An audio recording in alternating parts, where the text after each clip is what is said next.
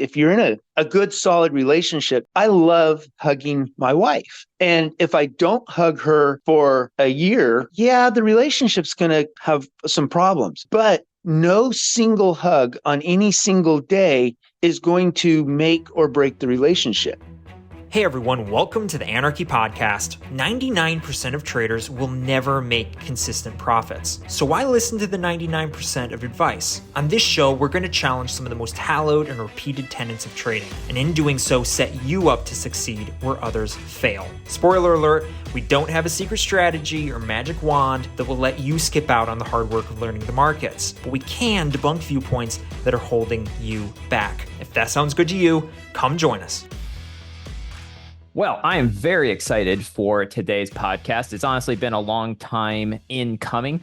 Some of our longtime listeners will remember that back, I think it was 6-7 months ago, we had Bob on the podcast, kind of talking over his experience as a longtime non-profitable trader.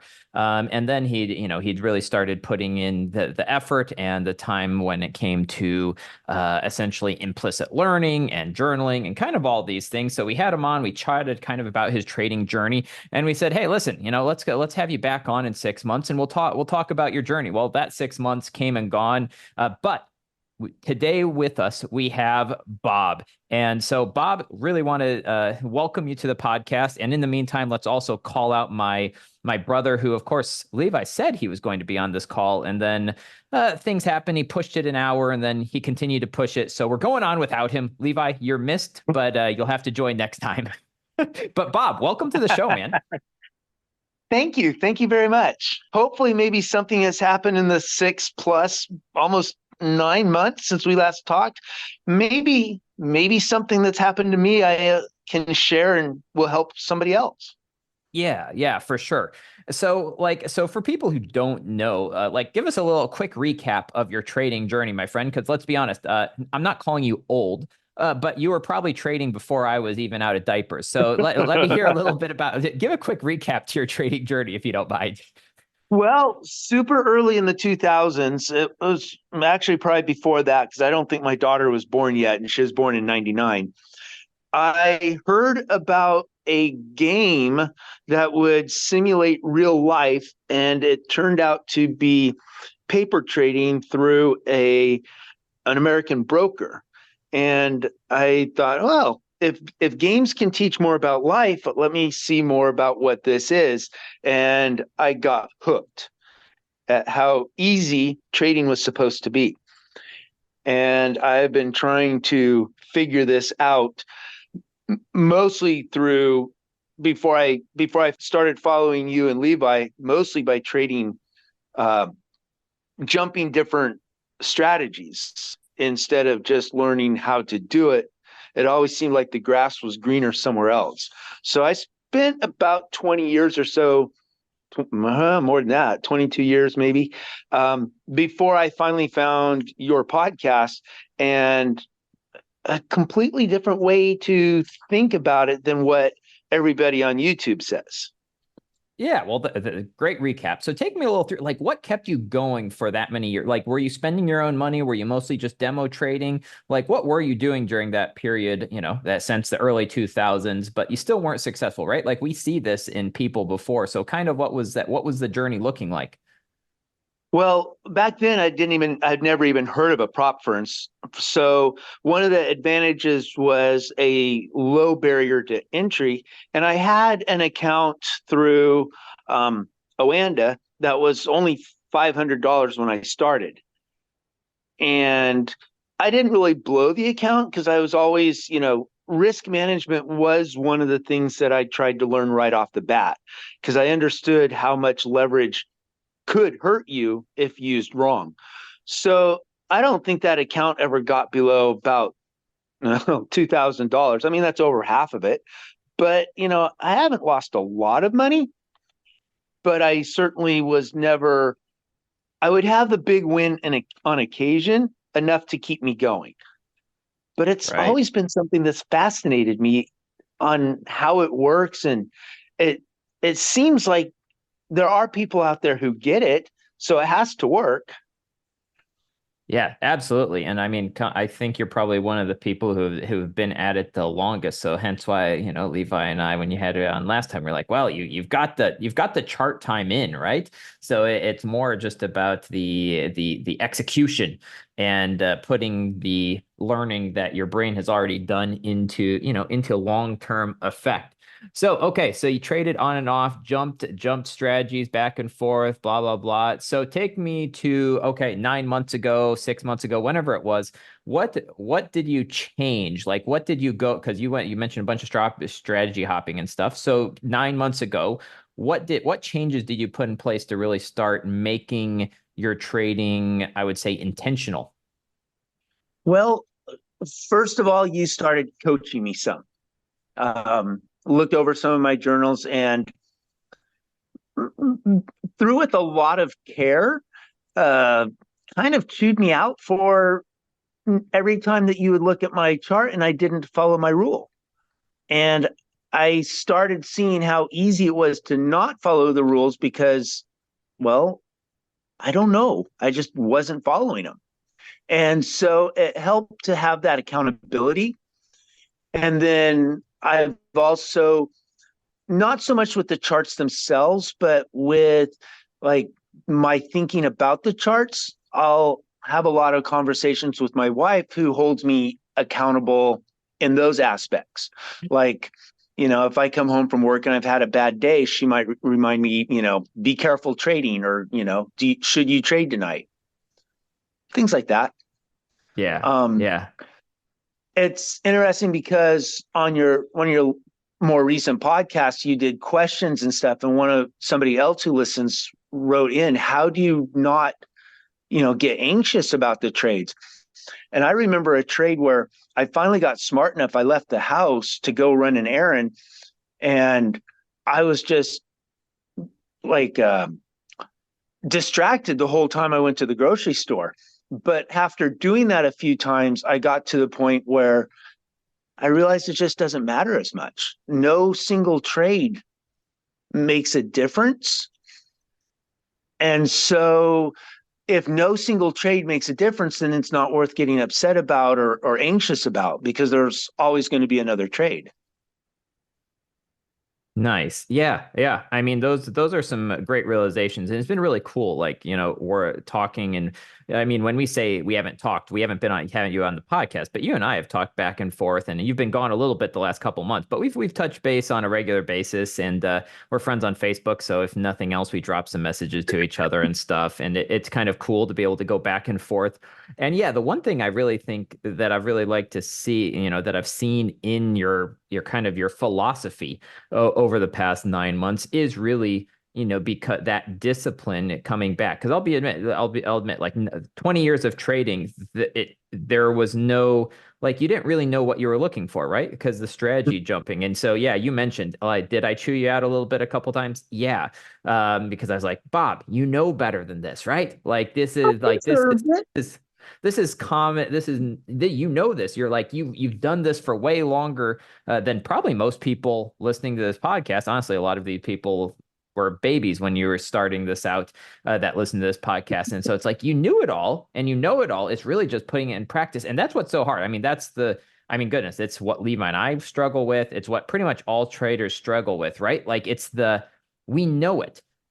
So I'd be curious, like from your perspective, because like what's been really cool is to actually like you've been like asked me questions a few times, and at this point, usually I go, well, what do you think? Because I know that you probably know the answer better than I do, right? And it's been really cool to see you then just answer your own questions. So like, what do you feel made the difference from you, like just jumping, taking trades that you shouldn't have, not following your rules, to then being more disciplined and actually being able to, stick to the plan, stick to the rules? Like what made that difference in your trading journey? Two things. One is I just lost my train of thought. One is the difference well, okay, I'll go in order. The first one was you guys did a podcast on being your own coach.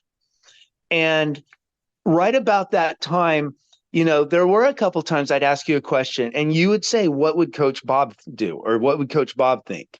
And, I didn't immediately get to that, but I go, okay, before I ask Jordan a question, what do I think Jordan will say?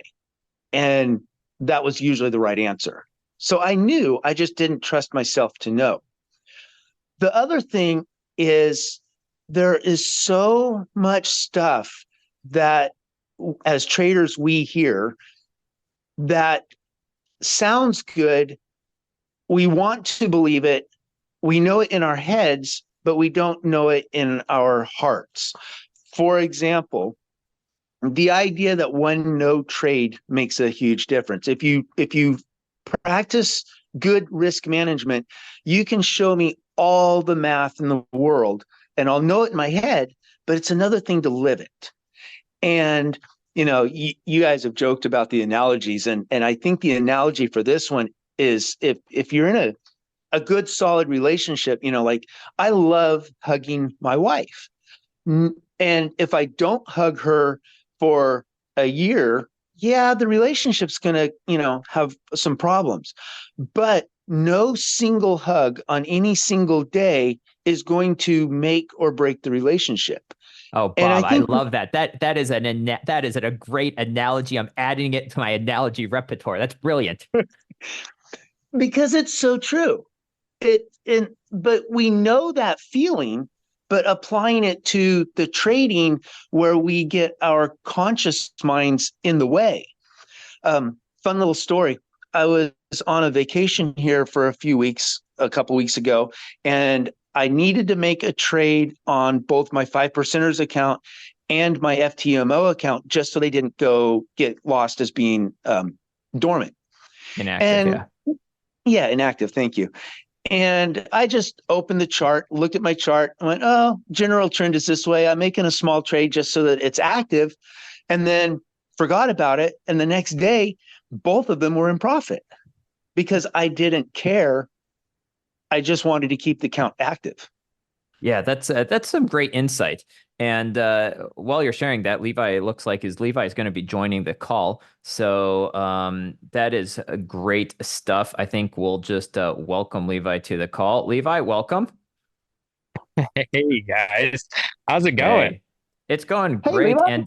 And Bob just came up with an amazing analogy, Levi. So I will have to I probably have to get him to share it because we were talking about how no one trade makes the difference, right?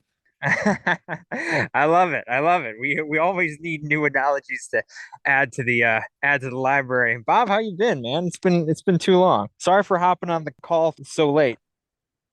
I'm glad you could make it. Well, actually, what brought that whole analogy up was because the difference between hearing something, lots of times and then knowing something. For example, during the master class, a couple weeks ago, how many times have you guys said on the podcasts, you need to get in the repetitions, you need to practice, you need to go through it and just do it. And something about during the master class, it clicked.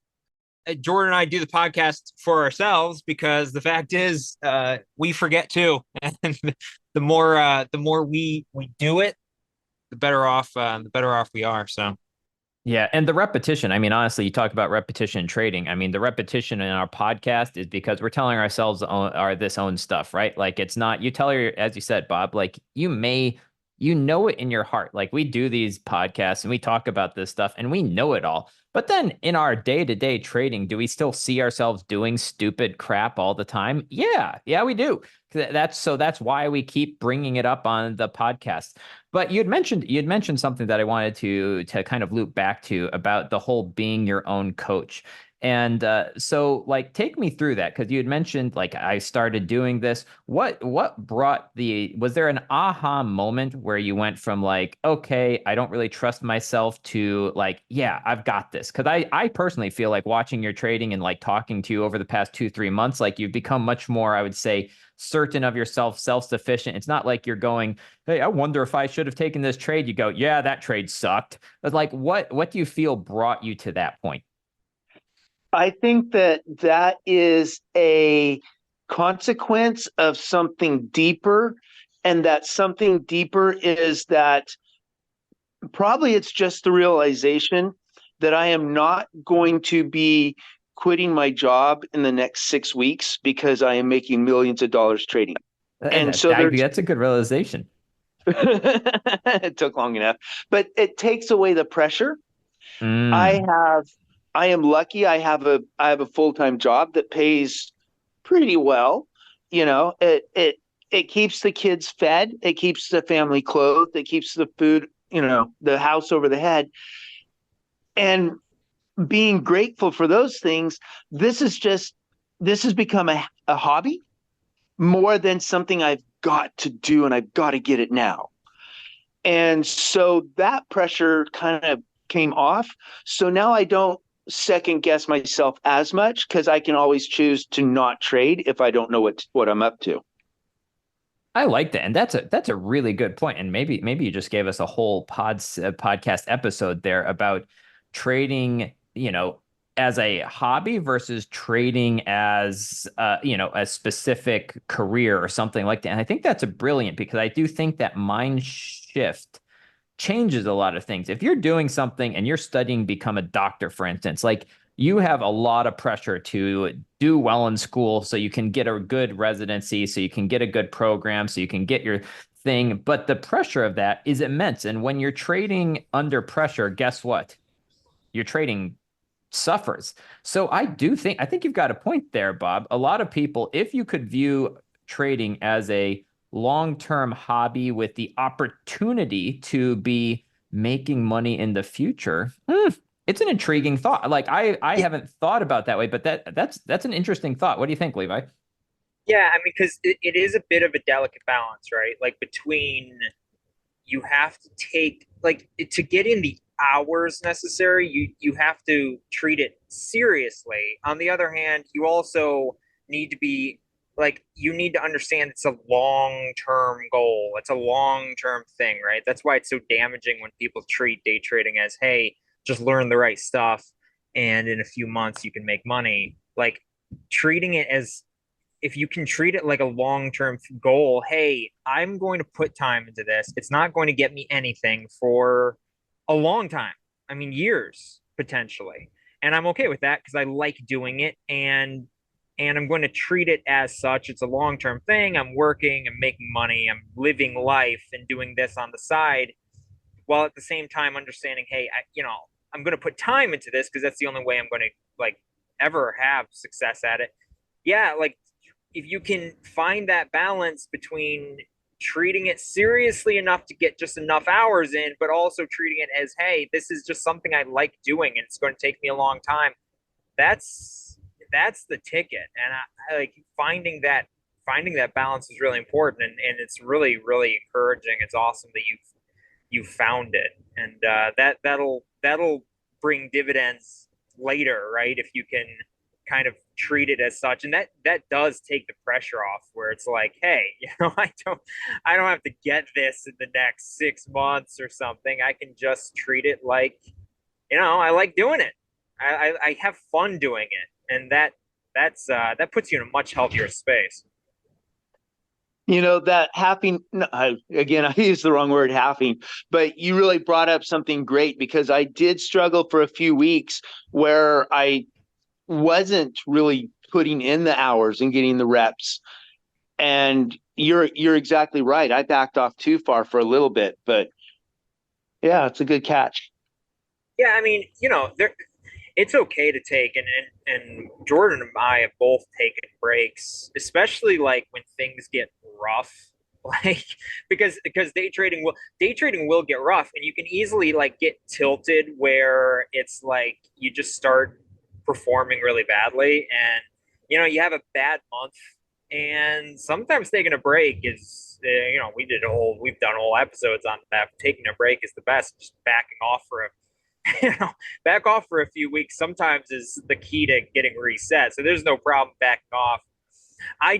The reason I say finding that balance is because treat it some people treat it so casually where it's like, hey, I take a trade or two every week and I'll look at a chart every few days and then they're just never going to get there. and typically this is tied to the fact that most people think it's a technique or a strategy thing, and so they'll search for a new strategy, they'll try it out a little bit, and then it doesn't work, and they'll find a new strategy and try it out a little bit, and they kind of just keep dipping their toes in and not really just spending time on the charts. Um, but if you can kind of find the balance where, hey, you're still having fun, but you're putting in some time, and you can do that consistently for a long time, you'll eventually get there. I firmly believe that. Well, the other thing too is like during the master class, you guys, for the first time I'd ever, and maybe you've been saying it for a year and a half, I just finally heard it, but the fact that every strategy is implicit really helps, because now it doesn't matter what strategy I use. I mean, I'm going to stick to the same one, but you can't really change the implicit learning. So maybe that leads me to a good question. So I'm sure some of our listeners are wondering, Bob, like what are your rules? Like, so you started off, and then over the past 9 months, people hear from me and Levi all the time, but like, what are your rules? How do you trade? Because I'm sure other people want to hear people who've kind of adapted from the podcast and then kind of created their own strategy. So what are your rules, and how do you trade in general? Okay, well, I have two looks that I go for, because after the master class, I want more reps in. So one is a clear break and retest, then I get in. And my other look is if it bounces off the same level twice, the third time it starts to bounce off there, I'll get in the direction of the bounce. The price for the bounce and for the break and retest, the price must break the previous higher low and trace, I can't even read my own writing, TO or close the previous higher low, and then break, then I get in. My risk to reward is 1.5 plus the spread, and my stop is the previous higher low plus 2 times the spread.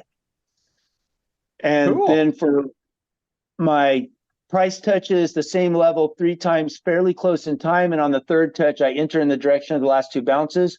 My risk to reward is 1.5 plus the spread, and my stop is the previous bounce plus 2 times the spread. And all trades, and this has changed lately because I'm trying to dial it in. I'm in America, in the United States, where we no longer have access to MT4. And so I had a really great script that would choose the lot size for me. And so I've really struggled with that. So now all trades are at 0.01 lots, which I've found out is not even close enough. So my JP 255 trades are at 50 lots. This is enough so that I know there is a record, and I take absolutely all setups. So I'm not trying to guess which ones are going to be the winners and which ones don't. I don't have enough to do that yet. Did that answer your question?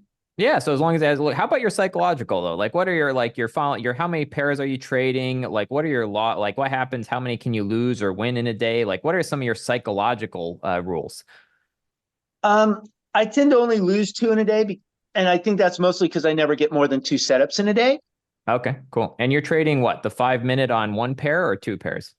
I'm doing JP 225 for my FTMO account, and I'm doing Aussie Yen for my 5%ers account.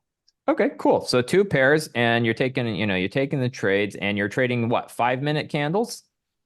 1-minute candles. 1-minute candles. Nice. Increasing the reps there, I see. Yes. And part of what's helped me is getting the right size lot so that it kind of stings a little bit if it hurts, but it doesn't like make me panic if I get it wrong. Nice. And how about like, and psychologically, like how do you keep from, because I know back in the day, we actually did a podcast where you were closing your winning trades early, or you're moving your stop loss. How have you improved that? Because I know you have. And so how did you actually, get over the closing the winners early? Because that's actually something Levi and I even did a podcast on just, a couple weeks ago. For me, it came right back to no one trade matters. And if I lose my account, that's part of the cost of learning. I mean, I spent a lot of money to go to college. and I've paid almost nothing compared to that in my accounts. That's probably true for all of us. Yeah.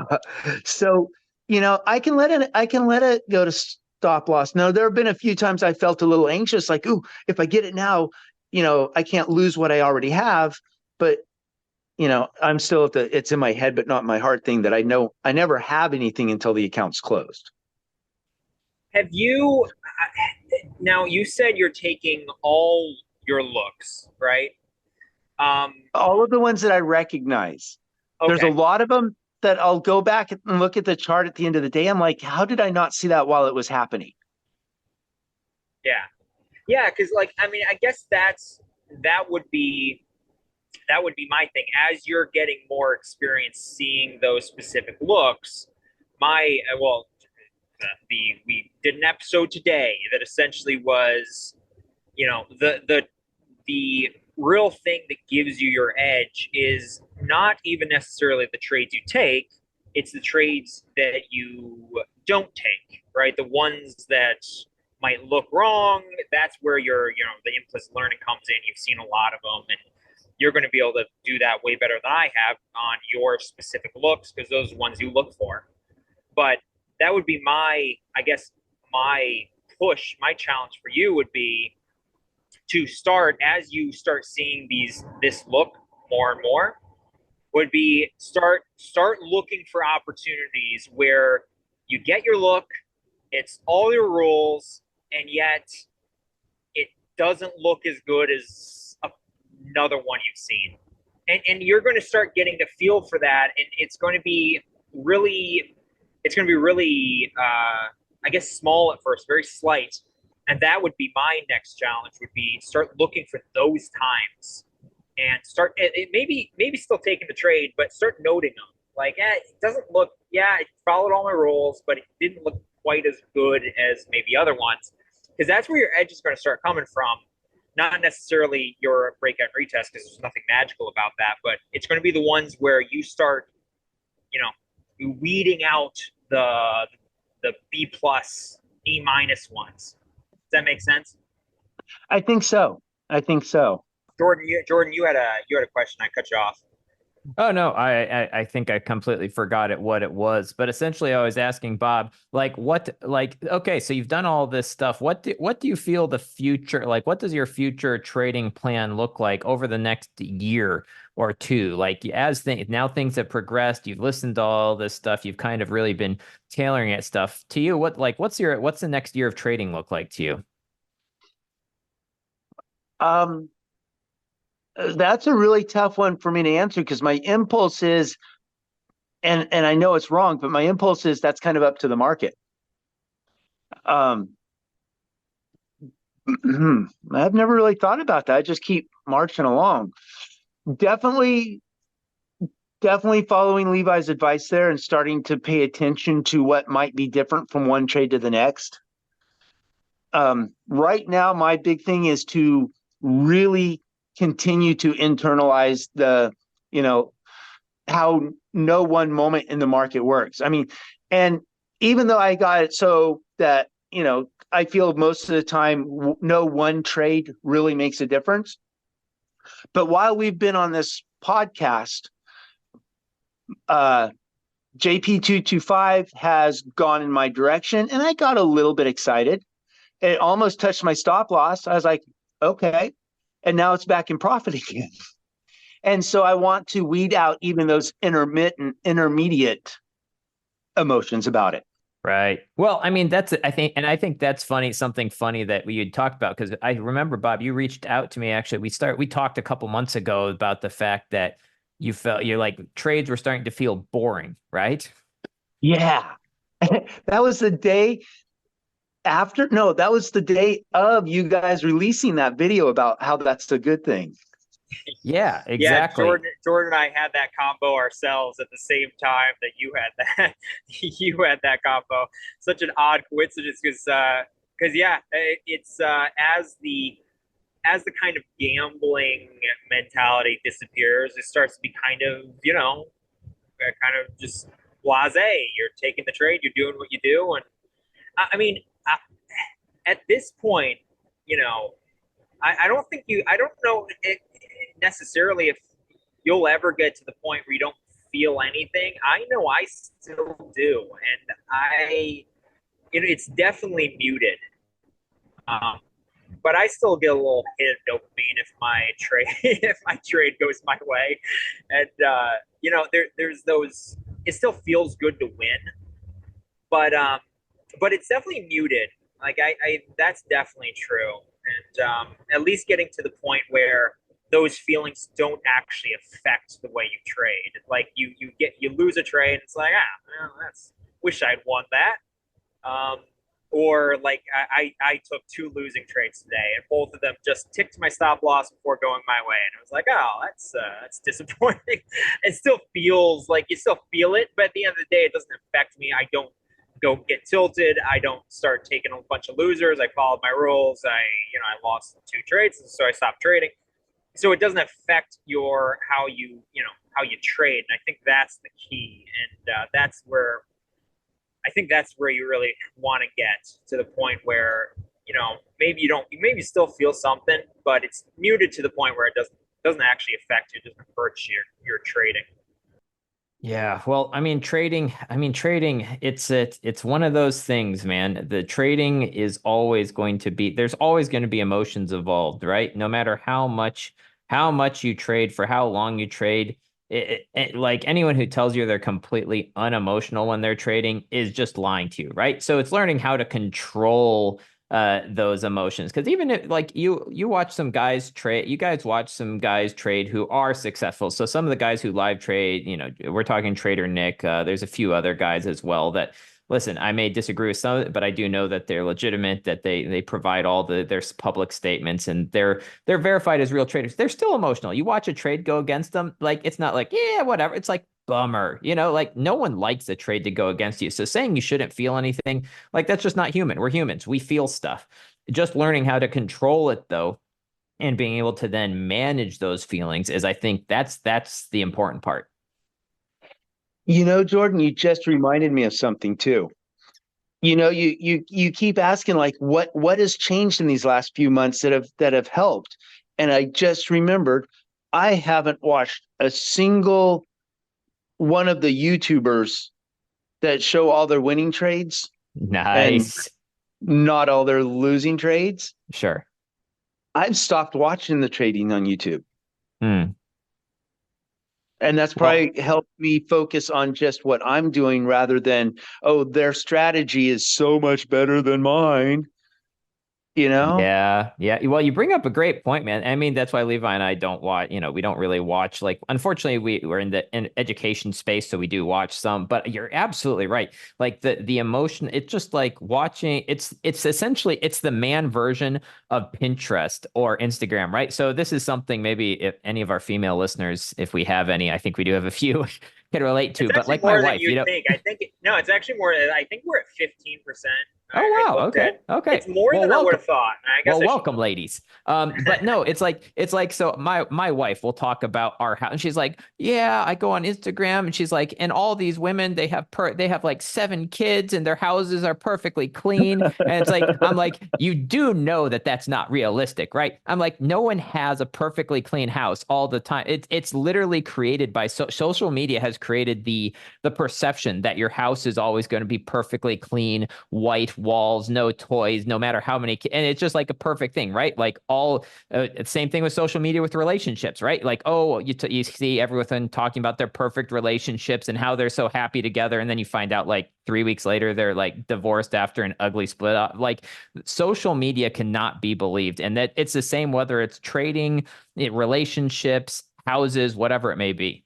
Hey, I mean that I know the time's kind of running long here, but like if you had to give some new traders, or let's be honest, not new traders, like some words of wisdom from that you've gained over the years, like what would be your main takeaway advice for someone like listening to this conversation we've had?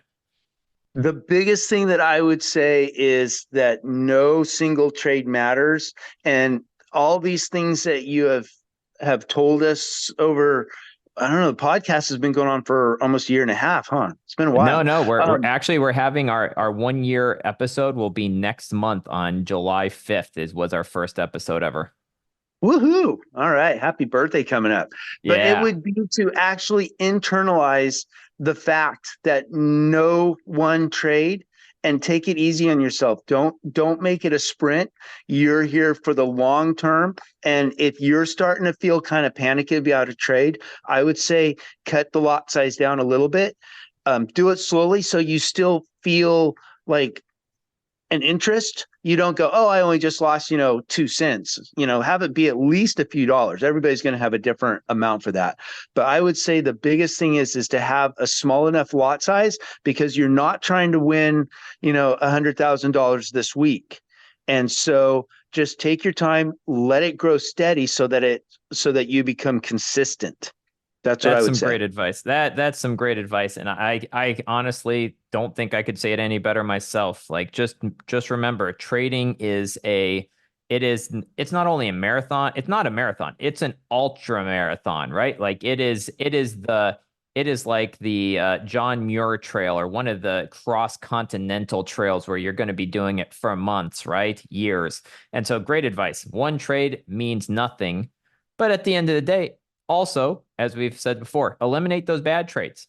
Get rid of the bad trades, take the good trades, and enjoy the journey. Well, Bob, it's been a pleasure having you. I would say let's reconvene after another 6-9 months, and hopefully you have multiple 50K accounts that you're bringing into cash, and your wife will forgive you for all of the countless nights that you've spent away from her on the computer. Sounds like a great plan.